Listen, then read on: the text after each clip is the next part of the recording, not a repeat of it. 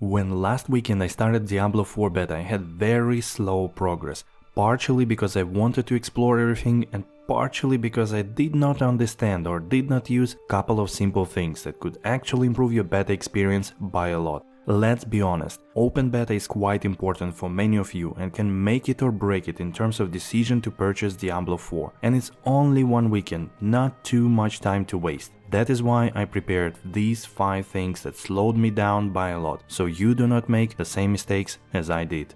Let's begin. If you were to only get one thing from this video, this would be the one. Starting your character from scratch and without any previous knowledge of the game can lead to a lot of experimentation and lots of issues and weak builds. Diablo 4 does not show you synergies directly like D2R, and it can be difficult to understand what works together well, and that is why you should check this keyword section. Let me give you an example. Here is our rogue that has a skill Flurry that will heal you and deal more damage to vulnerable enemies. Go to keywords to highlight all skills that have something to do with vulnerability status. This is your direction for a build. Choose skills that will complement each other. One creates a status effect, another deals more damage or has special effects to those enemies. And same goes here with a critical strike focused ability. Believe me, this will make your skills work together and will help you design your own builds the way you want.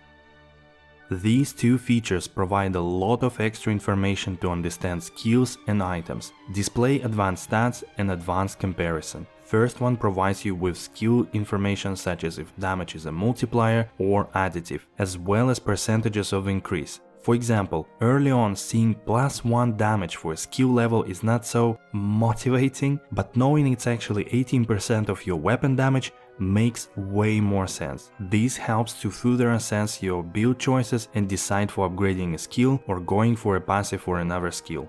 On items, it shows you with the stat ranges. Again, pretty helpful to understand which items are actually great and have awesome rolls, while others are not so good. This will help you to min-max when you need to make decisions closer to max level. Advanced comparison of stats helps to see what you lose and what you get, making it simpler to decide which items to use.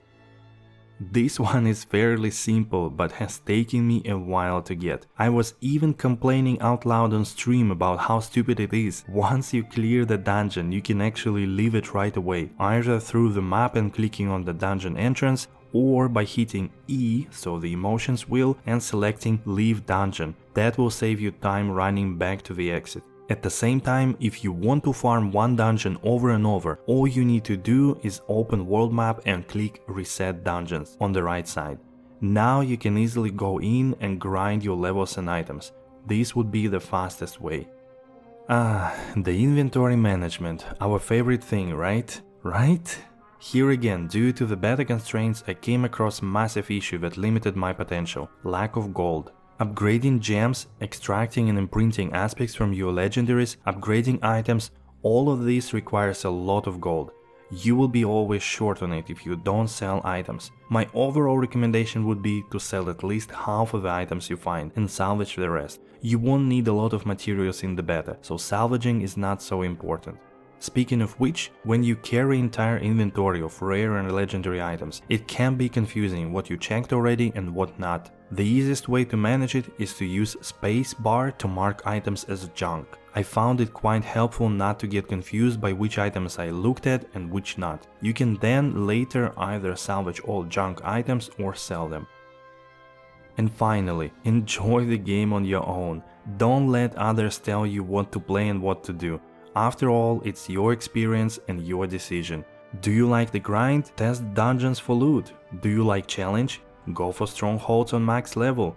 Do you like open world? Try to explore it and find Lilith altars on your own. And when I said about not listening to others, I meant myself as well. If you found these tips useful, hit the like or consider subscribing. If you want to compare your initial impressions with mine, check this video out and I would love to hear your opinion. Thank you for watching.